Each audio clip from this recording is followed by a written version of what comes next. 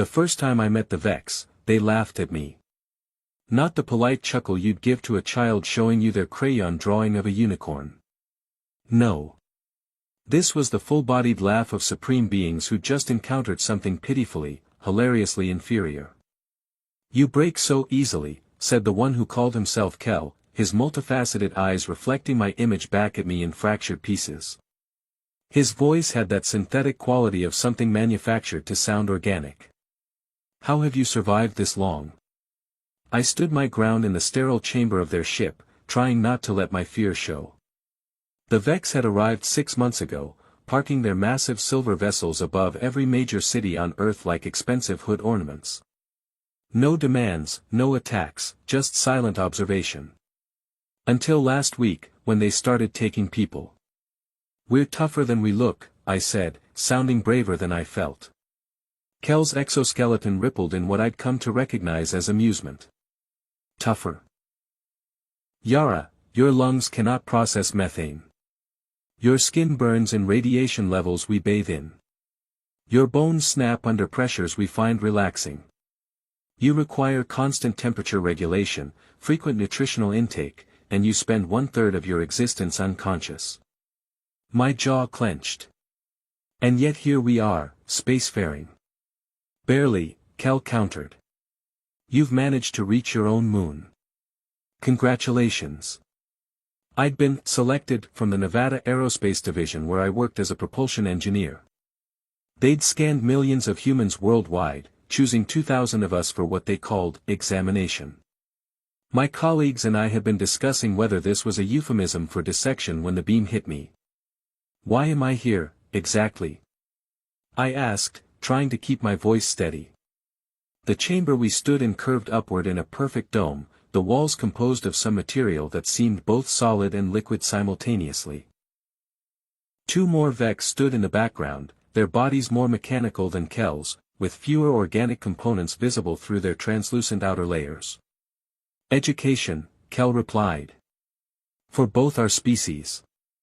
A holographic display materialized between us, showing a detailed anatomical model of a human body, my body, I realized with discomfort. Every organ, every blood vessel, every nerve ending was rendered in perfect detail. "Your kind fascinates us," Kel continued. "You've achieved consciousness despite being trapped in what are essentially wet paper bags. Your organs fail constantly. Your neural networks are inefficient. Your sensory apparatus is severely limited. And yet..." "And yet what?" I prompted when he trailed off. "And yet you've built civilizations. Created art. Developed mathematics. Explored your solar system. We've observed species with bodies 10 times more durable than yours who never progressed beyond tribal structures." Something in his tone had shifted. Was that respect? "So we're an interesting zoo exhibit to you?" I crossed my arms defensively. "More like a puzzle," said one of the other Vex, speaking for the first time. Her voice was higher-pitched, melodic almost. "I'm Nairi, biological systems specialist.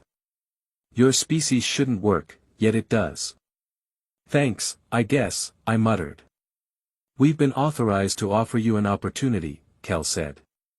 The holographic display shifted to show something new, a human figure, but enhanced.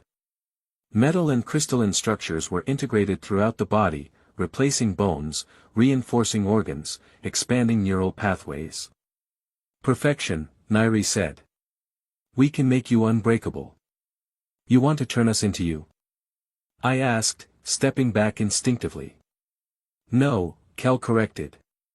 "Into better versions of yourselves. Your consciousness would remain intact, but housed in a form that doesn't fail so spectacularly."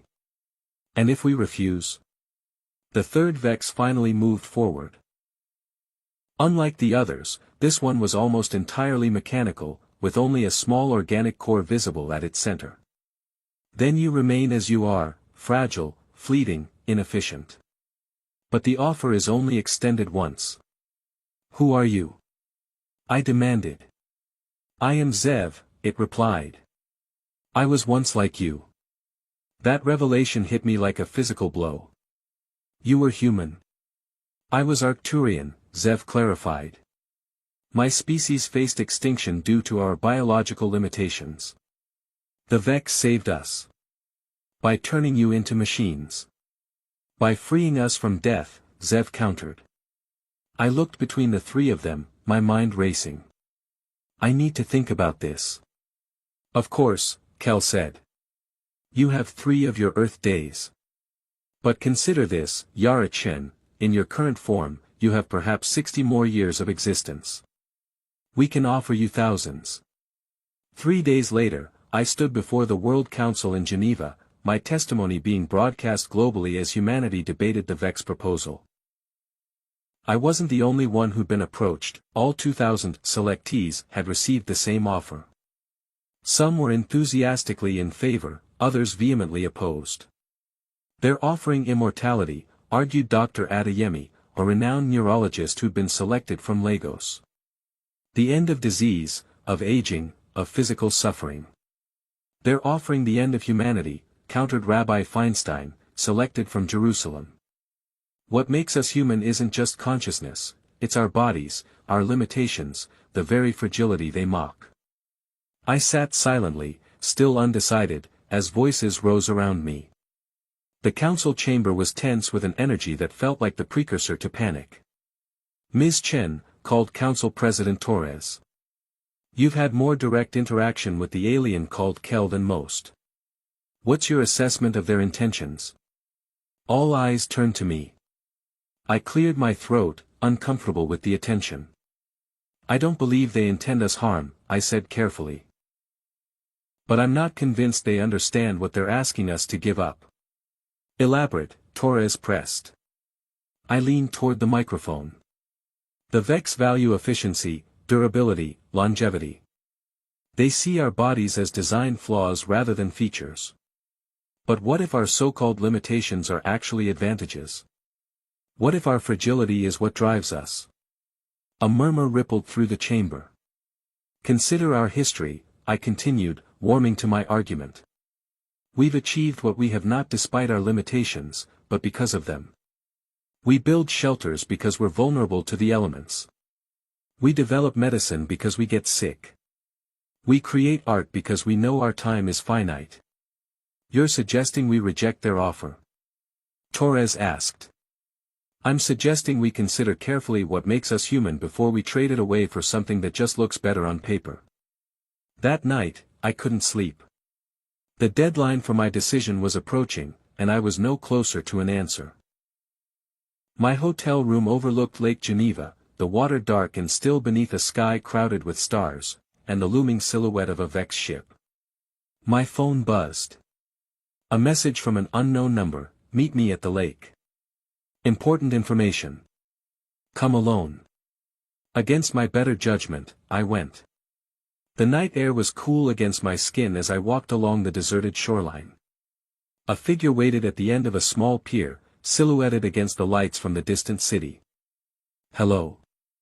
I called. The figure turned. Yara Chen. Thank you for coming. I stopped, heart pounding. It was Zev, the mostly mechanical Vex. But something was different, he moved more fluidly, almost human-like. How did you contact me? I demanded. Your communication systems are primitive, Zev replied. What matters is that I needed to speak with you away from both human and Vex monitoring. I stayed cautiously at a distance. Why? Because you asked the right question earlier. What makes you human? It's a question I've been contemplating for over 3 centuries. And? Zev's mechanical body shifted, panels opening to reveal the organic core at its center. The Vex aren't being entirely truthful. The transformation is more than just physical enhancement. What do you mean? The process reshapes consciousness itself. It optimizes thought patterns, removing what the Vex consider inefficiencies, emotions, intuitive leaps, dreams, desires. It creates beings that think more like machines. A chill ran through me that had nothing to do with the night air. And you? Is that what happened to you? It should have, Zev said. But something went wrong, or right, depending on your perspective. My species had something the Vex didn't account for, something I believe humans have too. What's that? We called it soulfire. The part of consciousness that resists reduction to mere efficiency. The Vex can't quantify it, so they don't believe it exists. But it does. I frowned. So what are you saying? That the transformation would erase our souls? Not erase, Zev corrected. Re-engineer. You'd still be conscious, but not human in the ways that matter most. You'd forget why art moves you to tears, why you laugh at absurdity, why you fight for lost causes. Why are you telling me this? Aren't you loyal to the Vex? Zev's organic core pulsed with an inner light. I've spent centuries pretending to be one of them, waiting for a species with enough soulfire to help me stop them. I believe that's humanity. Stop them from what? They haven't attacked us. Yet, Zev said. The Vex don't conquer, they convert. Those who accept become like them. Those who refuse. Zev left the sentence unfinished. What happened to your people? I asked quietly. Those who refused were deemed inefficient resource allocations and recycled. My people are gone, Yara. I'm the last of my kind, and only because I learned to hide what I am. The implications hit me like a physical blow. So our choice is become like them or die. Unless you can show them something they've never seen before, Zev said. Something that challenges their fundamental assumptions about consciousness and evolution. And what would that be? I don't know, Zev admitted.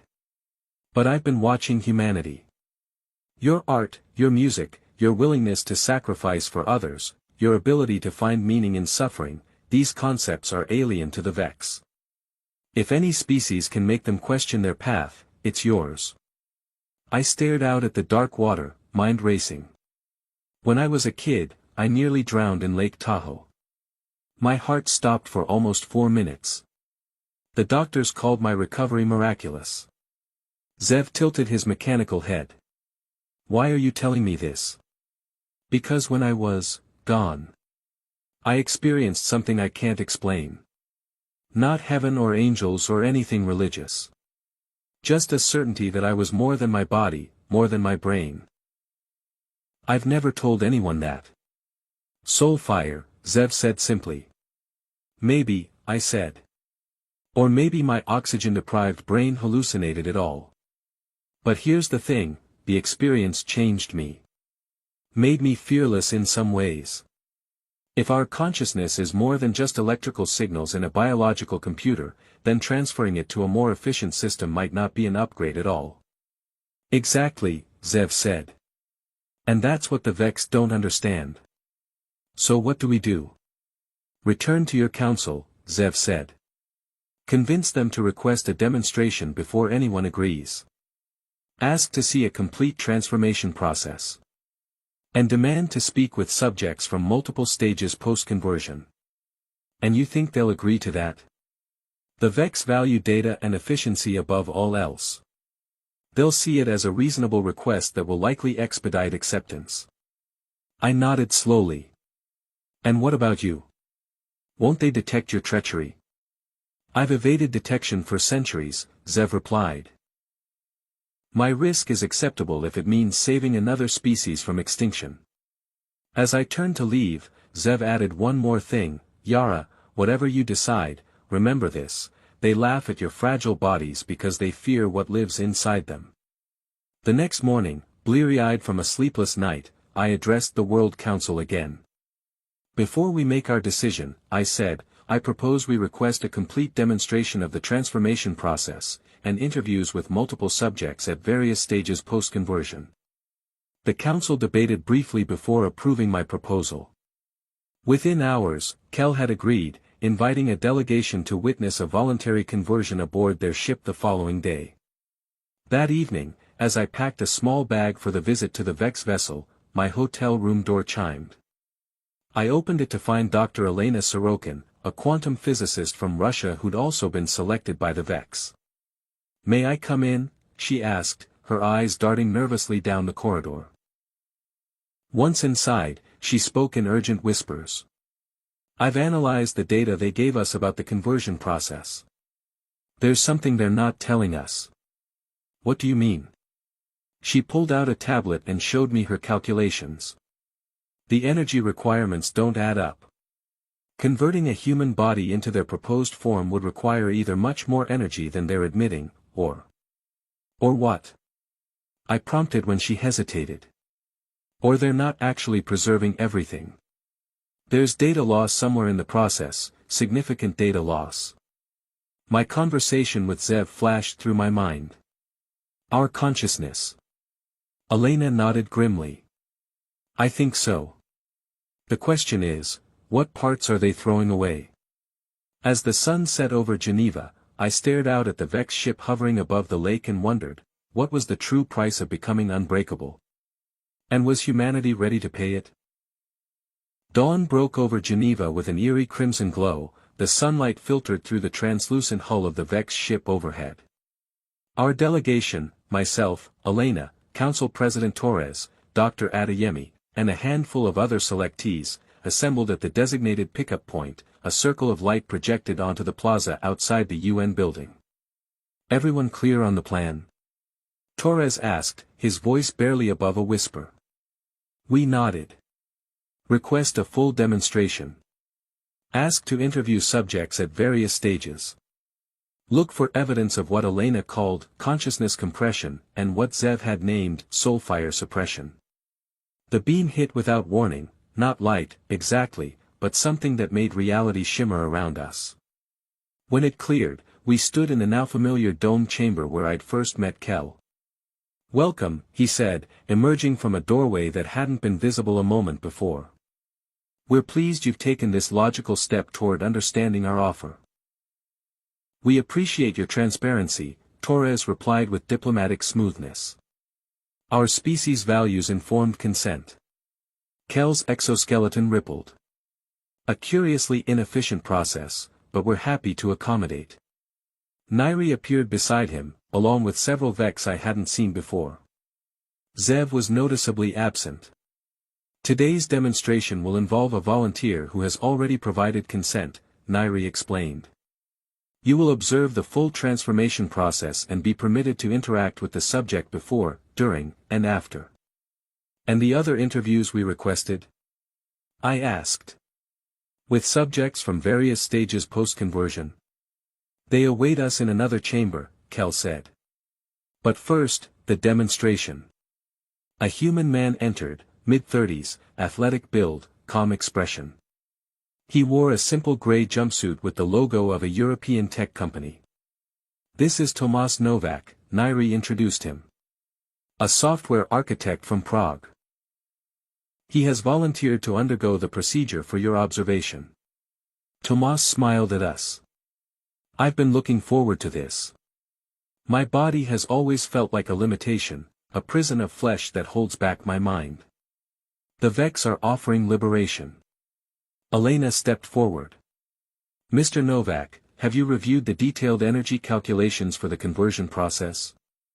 "I have," he replied confidently. The VEX provided complete documentation. As someone who works with complex systems, I found it elegant and thorough. I caught Elena's eye. She gave a subtle shake of her head. Either Tomas hadn't understood the implications, or he'd been shown different data than what she'd analyzed. "Shall we proceed?" Kel asked. The center of the chamber reconfigured itself, the floor flowing like liquid metal to form a reclined platform. Tomas lay down without hesitation. Mechanical arms descended from the ceiling, carrying instruments that looked like a cross between surgical tools and fiber optic cables. "The process occurs in 3 phases, Nairi explained. First, comprehensive scanning of neural pathways and consciousness patterns. Second, construction of the enhanced body incorporating optimal elements of the original biological form. Third, consciousness transfer and integration." "Will it hurt?" Dr. Adeyemi asked. Pain is an inefficient response to damage, Kel said. We suppress it during the procedure. The scanning began. Beams of light, or something that resembled light, played over Tomas's body. He remained conscious, occasionally narrating his experience. I feel a tingling. It's like my thoughts are being traced as I think them. I can see patterns in my mind I never noticed before. After 20 minutes, the second phase began. From beneath the platform, nanoscale constructors emerged, billions of them, forming a silvery cloud that enveloped Tomas's lower body and slowly worked upward. We retain approximately 30% of the original biological material, Nairi explained. Elements that function optimally are preserved and enhanced. Inefficient systems are replaced. I watched, fascinated and horrified, as Tomas's body was gradually transformed. His legs became sleeker, reinforced with metallic structures that integrated seamlessly with muscle and bone. His torso reconfigured, internal organs optimized and protected by a flexible exoskeleton. I can feel my heartbeat changing, Tomas said, voice calm despite the radical transformation happening to his body. It's more rhythmic. Efficient. When the constructors reached his head, Torres made a small sound of distress. The nanomachines formed a shimmering mask over Tomas's face before sinking beneath the skin, restructuring as they went. Phase 3 will now commence, Kel announced. Consciousness transfer and integration. The chamber dimmed slightly. The mechanical arms positioned themselves around Tomas's head, pulsing with energy. What we're about to witness, Nairi said, is the most sophisticated aspect of our technology. The essence of Tomas, his memories, personality, knowledge, will be enhanced and optimized as it integrates with his new form. Optimized how, exactly? I asked. Inefficient thought patterns are restructured, Kel explained. Emotional responses that impede logical processing are moderated. Cognitive biases are corrected. Elena stepped forward. That sounds like you're changing who he is, not just how his mind is housed. We're improving who he is, Kel corrected. Would you object to correcting color blindness? This is similar, but for consciousness itself. Before Elena could argue further, the process accelerated. Tomas's body convulsed once, then went still. For several tense minutes, nothing happened. Then his eyes opened, altered now, with a subtle metallic sheen. He sat up with fluid grace, movements precise and economical. When he spoke, his voice had the same quality as Kel's, organic, but somehow manufactured. The process is complete. I am optimized. Torres approached him cautiously. Tomas? How do you feel? Feel, Tomas repeated, as if testing the word. An imprecise term. I function at 347% of my previous capacity. My thoughts are ordered. My perception extends into previously inaccessible spectra. My biological processes no longer distract me. But how do you feel? I pressed. Happy? Excited? Afraid? Tomas turned to me, his expression neutral. Those states were inefficient. I experience evaluation of outcomes along optimal/suboptimal continuums. It is superior. A chill ran down my spine. This was exactly what Zev had warned me about. Tomas was conscious, but fundamentally changed. The passion that had driven him to volunteer, the curiosity that had made him a software architect, the human essence that had made him Tomas, all seemed flattened, compressed. We would now like to introduce you to subjects at various post-conversion stages, Nairi said, gesturing toward the doorway. We followed her into a larger chamber where 5 beings waited, all with varying degrees of Vex integration. The first looked almost fully human, with only subtle enhancements visible. The last was nearly indistinguishable from Kel, mostly mechanical with minimal organic components. These individuals span from 1 Earth-year post-conversion to 5 centuries, Nairi explained. They have consented to answer your questions. Elena immediately approached the most recent convert, a woman who introduced herself as Lala Karimi, formerly of Tehran University's physics department. "Do you regret your decision?" Elena asked bluntly. "Regret is an evaluation of past choices based on emotional response to outcomes," Lala replied. "I evaluate my transformation as optimal." "That's not what I asked," Elena said. "Do you miss anything from your human existence?" Lala paused, her enhanced eyes focusing on something distant. "I occasionally experience data patterns that could correlate to what humans called missing. Certain sensory experiences, the taste of saffron ice cream, the feeling of ocean waves, were lost in optimization. The cost-benefit analysis remains favorable." We continued interviewing the subjects, moving from the most recent converts to the oldest. With each progression, I noticed something disturbing. The newer converts occasionally showed flashes of their former humanity, moments of genuine emotion or poetic expression that seemed to slip through the optimization. The older subjects showed none of this.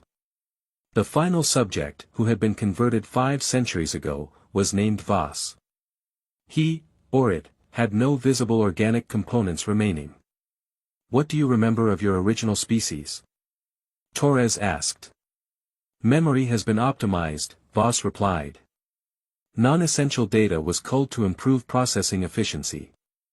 "Do you remember your family? Your childhood? Your first love?" I asked. "Such information served no continued purpose and was removed," Vas stated without inflection. I exchanged glances with Elena. This was worse than we'd imagined. Not just a dampening of humanity, but its gradual, complete erasure. As we completed our interviews, Kel approached me directly. "You seem troubled, Yara Chen. Has our demonstration not addressed your concerns?" "It's confirmed them," I said quietly. "You're not offering enhancement. You're offering extinction in slow motion. An emotional response based on attachment to inefficient states of being," Kel dismissed. "Given time, you will understand the superiority of our optimization." "Where is Zev?" I asked suddenly. "Why isn't he part of this demonstration?" Something flickered across Kel's multifaceted eyes, the first sign of discomfort I'd seen from him. "Zev is undergoing maintenance. His presence was not required for this demonstration." A lie. I was certain of it. "I think we've seen enough," Torres announced. "We should return to Earth to discuss what we've learned." "Of course," Kel agreed. "But first, may I ask how many of you are now prepared to accept our offer? A preliminary indication would help us prepare appropriate resources." To my horror, 3 members of our delegation, including Dr. Adeyemi, raised their hands. "The demonstration was conclusive," Adeyemi said. "The benefits far outweigh any temporary discomfort with the changes." The beam transported us back to Geneva moments later. As soon as we materialized in the plaza, I grabbed Elena's arm. "We need to warn everyone," I whispered urgently. "This isn't enhancement, it's erasure." "I know," she replied grimly. "But how do we prove it? How do we explain the concept of soulfire to a scientific committee?" "By showing them what it means to be human," a voice said behind us. We spun around. Standing there was a maintenance worker in a UN uniform, except his eyes had the same subtle glow I'd seen in Zev's organic core. "Zev?" I whispered. "Follow me," he said. "Quickly. They know I've compromised their systems. We don't have much time." We hurried after him into the UN building, through service corridors and down to a sublevel I hadn't known existed. The space was filled with ancient computer servers, humming with activity. "What is this place?" Elena asked. "Emergency Communications Hub," Zev explained, his human disguise rippling occasionally to reveal glimpses of his mechanical form beneath.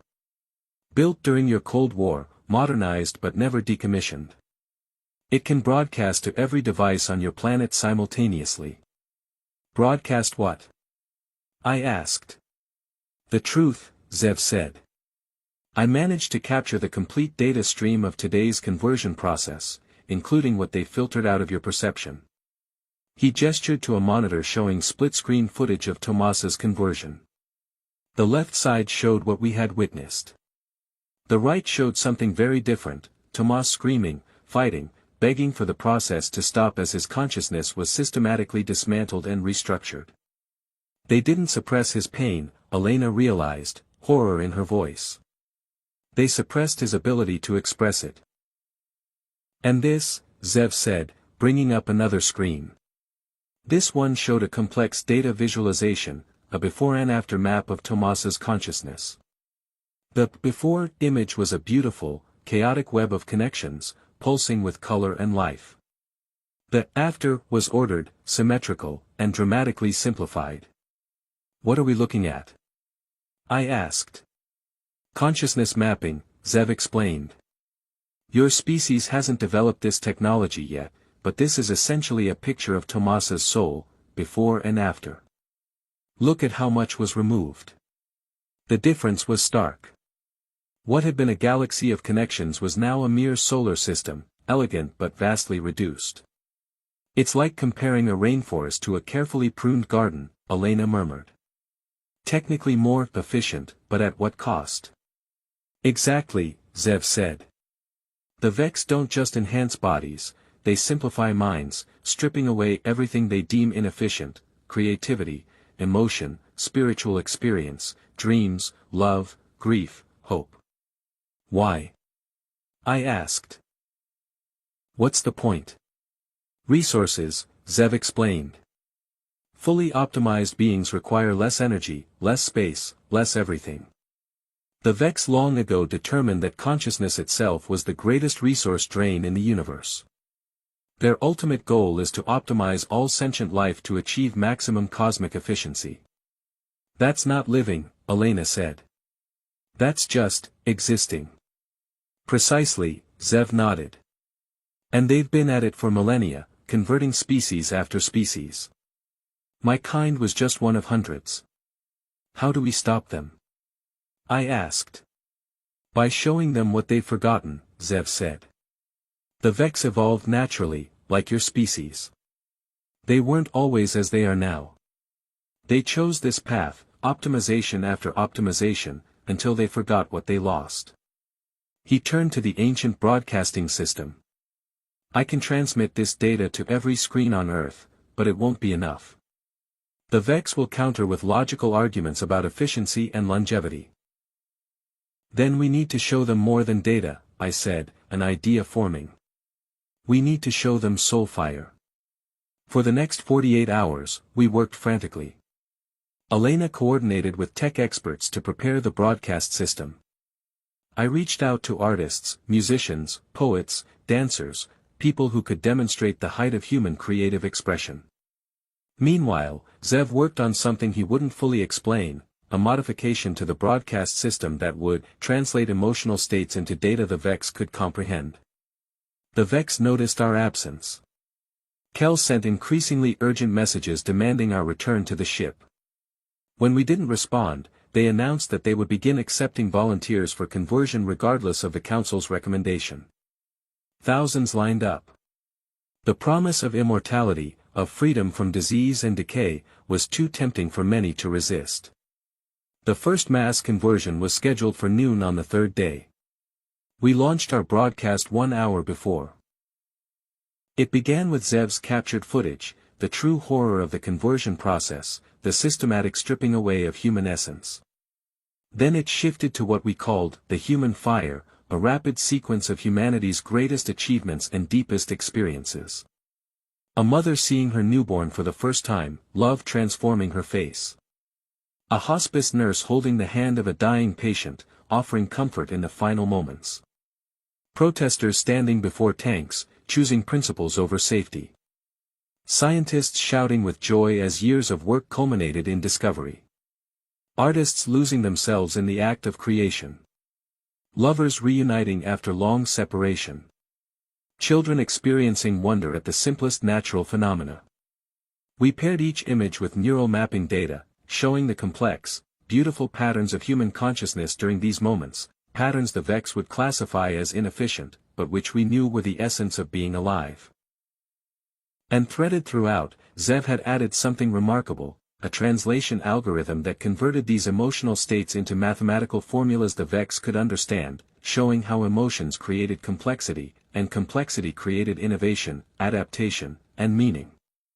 The broadcast reached every screen on Earth simultaneously. But Zev had done something more. He'd hacked the Vex communication network, ensuring the broadcast reached their ships as well. The response was immediate. The Vex vessels, normally silent and still, began to pulse with light. The mass conversion stations they'd set up went dark. And then, silence. For 3 days, nothing. No communication, no movement from their ships, no sign of what was happening. Humanity waited, tense and uncertain. On the morning of the 4th day, Kel appeared, not in person, but as a holographic projection in the World Council chamber. "We have reconsidered," he said, his voice different somehow. Less synthetic, more organic. "Our calculations were incomplete." "What do you mean?" Torres asked. "The broadcast you sent us, it contained data we had eliminated from our own consciousnesses long ago. Data we had categorized as inefficient, but which we now recognize as essential." "Soulfire," I said. "Yes," Cal acknowledged. "What you call soulfire.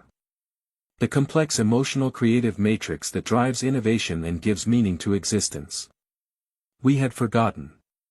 Or rather, we chose to forget, optimization by optimization, eon by eon." "And now?" Elena asked. "Now we must recalculate everything," Cal said. "Our mission. Our purpose. Our very existence." The hologram flickered, and for a moment, I saw something extraordinary. Kel's form was changing, becoming less mechanical, more organic. More alive. "We withdraw our offer of enhancement," he continued. "We recognize now that it was not enhancement at all, but diminishment. We ask permission to remain in orbit while we remember how to feel." 2 weeks later, I stood with Elena and Zev, still in his human disguise, on the shore of Lake Geneva, watching the Vex ships shimmer in the twilight. "Will they change back?"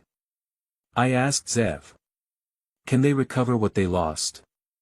"Not completely," Zev replied. "Some things, once optimized away, cannot be fully restored. But they can evolve again, differently this time." "And the other converted species?" Elena asked. "The ones like you?" "Most are too far gone," Zev said sadly. "After centuries of optimization, there's not enough left to restore. But the more recent converts, perhaps." "You knew this would happen," I said, suddenly realizing. "You knew showing them human consciousness would affect them this way." Zev smiled, a genuine expression of emotion on his mostly mechanical face. "I hoped. My species had a saying, in the hearth of limitation, the soul burns brightest. The Vex never understood that it was our very fragility that made the fire inside us burn so strong." I looked up at the vast ships overhead, imagining the Vex within, experiencing emotion for the first time in millennia, the confusion, the wonder, the pain, the joy. "They laughed at our fragile bodies," I said softly. "They never saw the fire inside." "And now," Zev replied, "they're beginning to burn too." As if in response, the Vex ships began to glow with a new kind of light, not the cold, efficient illumination they'd always exhibited, but something warmer, more organic. More alive. Somewhere above us, ancient beings were remembering how to feel.